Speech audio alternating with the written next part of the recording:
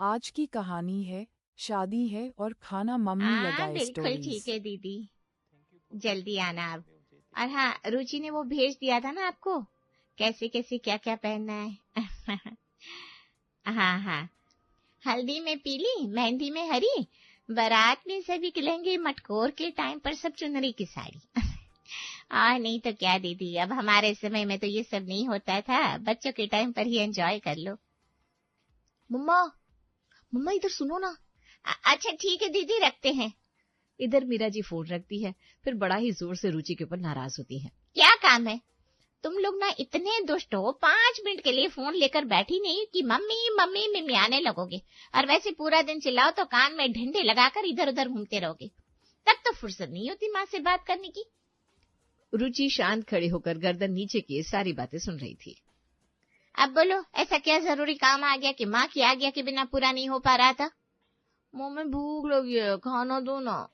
हे भगवान, मुझे उठा क्यों नहीं लिया ये दिन देखने के पहले? पता नहीं क्या होगा, अब तो सब मैंने भगवान के ऊपर ही छोड़ दिया है। इस लड़की की अगले हफ्ते शादी होने को है और इसको खाने की थाली अभी भी मम्मी लगाए। अरे वहां तेरा ससुराल में क्या होगा बेटा?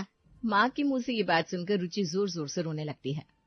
मतलब आपने तो मुझे शादी के पहले ही पराया कर दिया माँ। वहाँ मैं सबको खिलाऊंगी, लेकिन मुझे कौन पूछेगा? मुझे तो वैसे भी ससुराल के नाम से डर लगता है। अरे तू भी ना पगली है मेरी लाडो रानी, आजकल तो लड़कियां शादी के नाम से उछलने लगती है, और एक तू है कि डर रही है। तेरे सास ससुर ननद सब बहुत अच्छे हैं, बिल्कुल भी चिंता न कर, सब अच्छा ही होगा। रुचि की माँ ने सास ससुर ननद तो देख लिए थे, लेकिन यहाँ कोई और ही था जो शादी के बाद रुचि का खेल खराब करने वाला था। आइए देखते हैं कौन है वो। धीरे धीरे करते शादी का दिन नजदीक आ जाता है और रुचि मीणा फैमिली की बहू बनकर आ जाती है। बहू तूने हलवा तो बड़ा ही स्वाद बनाया है, ऐसा लग ही नहीं रहा कि नई नवेली बहू के हाथ का है, वरना कोई कभी जला देता है, कभी कोई कच्चा छोड़ देता है, लेकिन बहू ने तो एकदम ठीक बनाया है। हाँ बढ़िया बनाया मम्मी जी हलवा तो। रुचि बहू इधर तो आ। अरे भगवान, दादी मुझे क्यों बुला रही है? कहीं हलवे में कोई गलती तो नहीं होगी? जी दादी माँ आई। हाँ जी दादी माँ, क्या हुआ? हलवा ठीक नहीं बना क्या? अरे हलवा बहुत अच्छा है, मुझे बहुत पसंद आया, बहुत समय बाद ऐसा संतुलित हलवा खाया। हाँ माँ जी, मीठा भी एकदम परफेक्ट है। ला बहू अपने हाथ यहाँ ला। ले रुचि बहू, आज दादी ने वर्षों पर अपनी तिजोरी खोली है। चुप रहे तू विनोद, अब ससुर बन गया है, समझा कि नहीं? इतना सुनते ही वहाँ बैठे सब लोग जोर जोर से हंसने लगते हैं। ये ले बहू, ये तेरे लिए कंगन मैंने बचा कर रखे थे, अब तो पोत बहू का मुंह देख लिया, अब तो बस जाने की तैयारी है। कैसी बात करिए माँ जी आप भी। अरे अभी आपको बहू के जापे भी करने हैं, उनको आगे कहानियां भी सुनानी है। ले बहू, ये मेरी तरफ से तुझे ये necklace. Thank you so much दादी। थैंक यू मम्मी जी। अरे एक बार खोल कर देख तो ले कैसा है। आपने इतने प्यार से दिया है तो बढ़िया ही होगा मम्मी जी। हाय कितनी सीधी बहू है मेरी। आज के समय में तो बहू 50 नुक्स निकाल देती है। फिर शाम को रुचि के पापा का फोन आता है। हेलो बेटा, कैसी है तू? सब ठीक तो है ना वहाँ? हाँ पापा, यहाँ सब बहुत अच्छा है, सारे लोग बहुत ही ज्यादा अच्छे हैं। ले अपनी माँ से बात कर।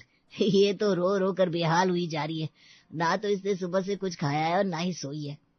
अरे पापा मेरी बात कराओ जरा मम्मी से, ऐसे तो वो अपनी तबीयत खराब कर लेंगी।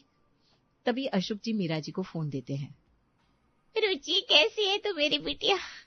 मुझे तो बिल्कुल भी एहसास नहीं था कि तेरे जाने के बाद मुझे इतना खालीपन लगेगा। माँ, सबसे पहले आप कुछ खाओ और यहाँ की टेंशन बिल्कुल भी मत लो, यहाँ सब बहुत अच्छे हैं, मुझे कोई भी कैसी भी परेशानी नहीं है। हाय मेरी रुचि, तूने जान में जान ला दी। तूने कुछ खाया कि नहीं? हाँ माँ, मैं सब खा रही हूँ। अब आप भी फटाफट से खाना खाओ और मैं जल्दी ही आपसे मिलने आऊंगी। हाँ बेटा, मैंने तेरे पग फेरे की विदा निकलवाई है, बस 4 दिन बाद की है। तू और दामाद जी और साथ में अपनी ननद को भी लेकर आना। ठीक है माँ, मैं जरूर दीदी को भी बोल दूंगी। देखते ही देखते 3-4 दिन भी पंख लगाकर उड़ जाते हैं और रुचि अपने पग फेरे की विदा के लिए घर आती है। मम्मी देखो मैं आ गई। मीरा जी भी जाकर अपने कलेजे के टुकड़े को गले लगा लेती है। आजा बेटा, यहाँ बैठ आराम से। दामाद जी कहाँ रह गए? वो बस आ ही रहे होंगे, गाड़ी लगा रहे थे। तभी रोमा और राहुल भी आ जाते हैं। आइए आइए आइए, बैठिए।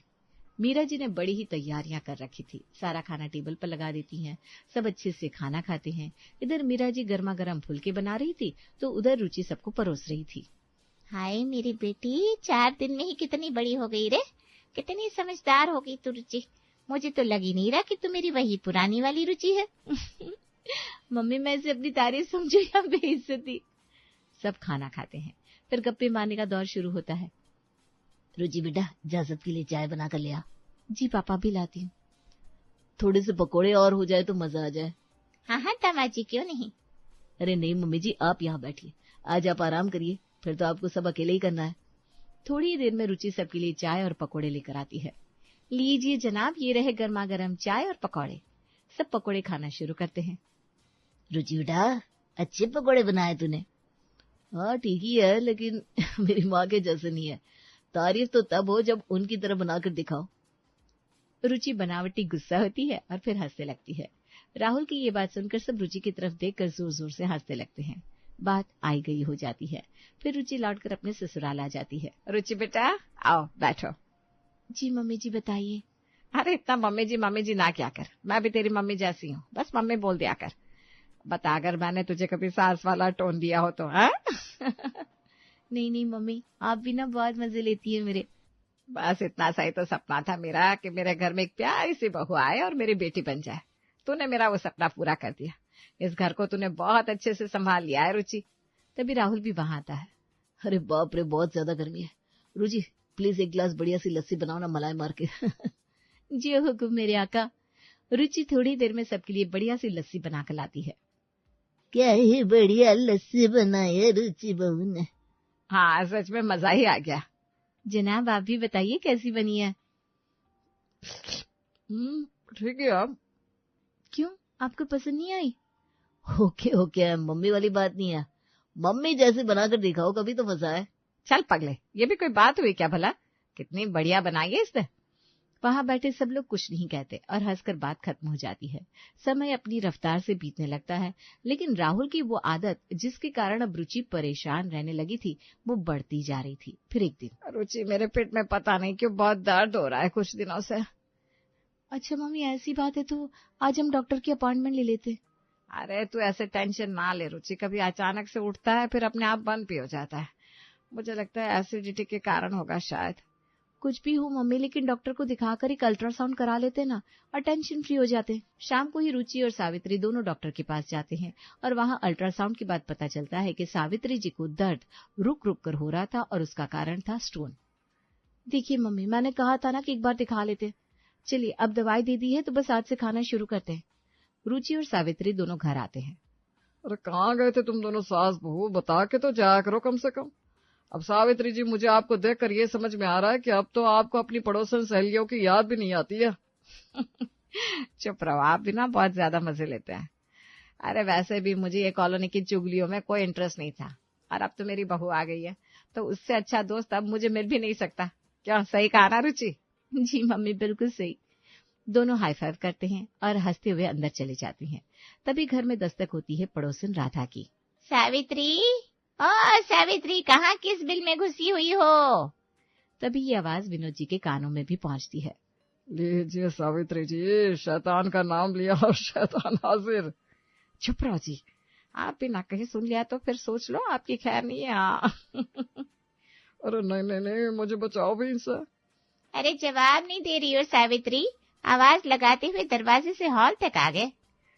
आओ आओ बैठो, बताओ कैसे आना हुआ।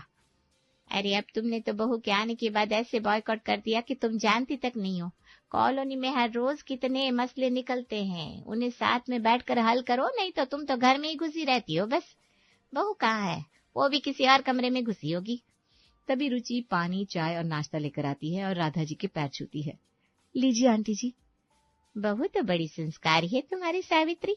और हाँ, ये आंटी वंटी ना कहो, तुम तो चाची कहो, वही बढ़िया लगता है हमें तो। और सुनाओ कैसे है सब कॉलोनी में? सावित्री जी अपनी सहेली राधा के साथ बातों में व्यस्त हो जाती है। तभी उन्हें राहुल के कमरे से उसकी आवाज सुनाई देती है। राहुल के कमरे में वो तेज आवाज में रुचि को कुछ कह रहा था। अरे तुमने ये मेरे कपड़े अभी तक प्रेस क्यों नहीं किए? रुचि, तुमसे कुछ भी काम टाइम पर नहीं होता, मुझे कल टूर के लिए जाना है।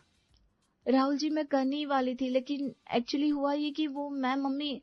क्या मम्मी मम्मी कर रही हो? अगर कुछ सीखना है ना तो मेरी माँ से सीखो। एक साथ सारे काम यूं ऐसे हैंडल करती थी, पता भी नहीं चलता था, और सारे काम टाइम पर होते थे।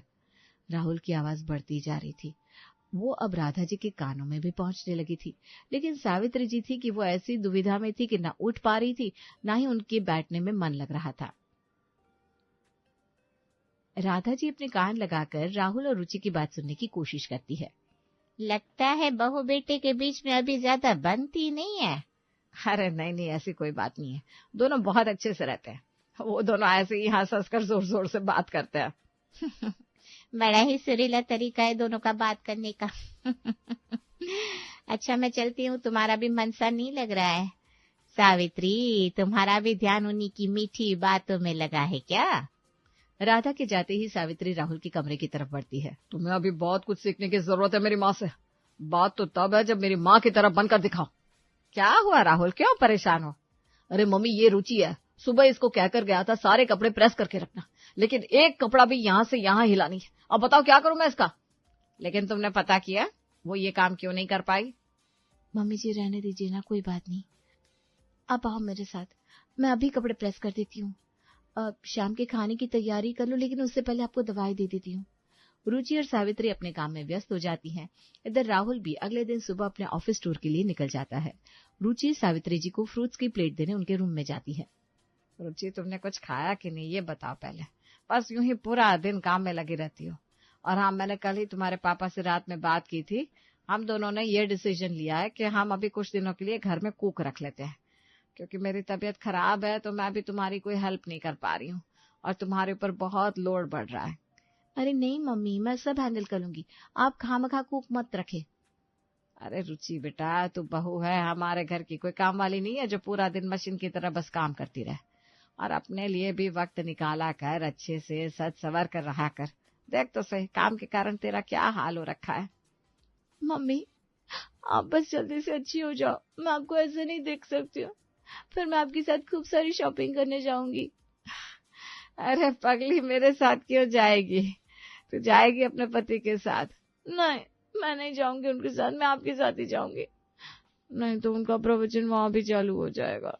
ये सुनकर दोनों सास बहू खूब जोर शोर से हंसते हैं। 4-5 दिन बाद राहुल भी अपने बिजनेस टूर से वापस आ जाता है। आ गया बेटा, कैसा रहा तुम्हारा टूर? बस पापा एकदम फर्स्ट क्लास, बहुत बड़ी लीड मिली है इस बार। चलो बहुत अच्छी बात है ये तो। फटाफट से फ्रेश होकर आ जाओ, सब रेडी है। हमने तुम्हें इस 4-5 दिनों में खूब मिस किया। आओ सब साथ में बैठकर खाएंगे। जी मम्मी। थोड़ी देर में सब खाने के टेबल पर होते हैं। रुचि सबके लिए प्लेट्स लगाती है, तभी कुक को देखकर, मम्मी ये कौन है हमारे घर में? बेटा ये हमारे कुक विमला आंटी है। अभी रुचि अकेले बहुत परेशान हो रही थी तो मैंने इनको लगा लिया है। खाना बड़ा ही स्वाद बनाती है। ये बात तो है। हाँ, मेरी कल शाम की खिचड़ी बड़ी स्वाद बनी थी। हाँ, और मेरा सैंडविच भी। लेकिन मुझे ये समझ में नहीं आ रहा कि रुचि तुमने कैसे कुक के लिए हाँ कह दी? मैंने मना किया था, लेकिन कोई मना वना नहीं किया होगा तुमने, मैं सब जानता हूँ।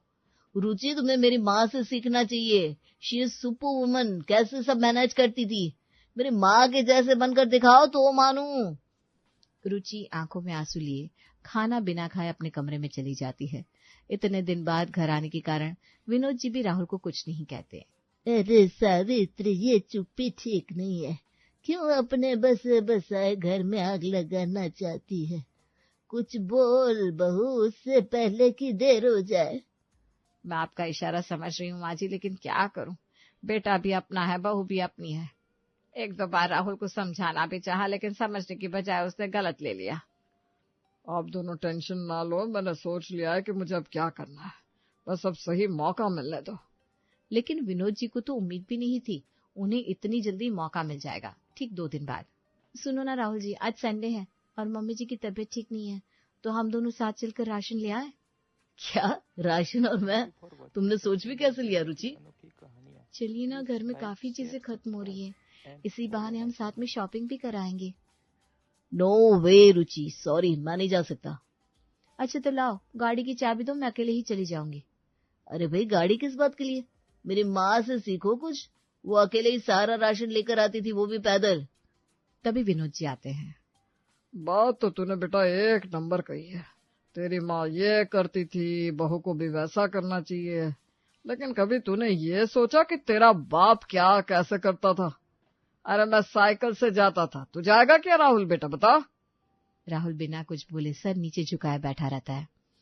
अरे बेटा, तब हमारे दिन इतने अच्छे नहीं थे, तो हमने घर में कुक नहीं लगाया था, तो मैं तेरी माँ को सारी सब्जियां काट कर दिया करता था, सारे बच्चों के यूनिफॉर्म और अपने कपड़े प्रेस कर लिया करता था। तुम कर सकते हो क्या?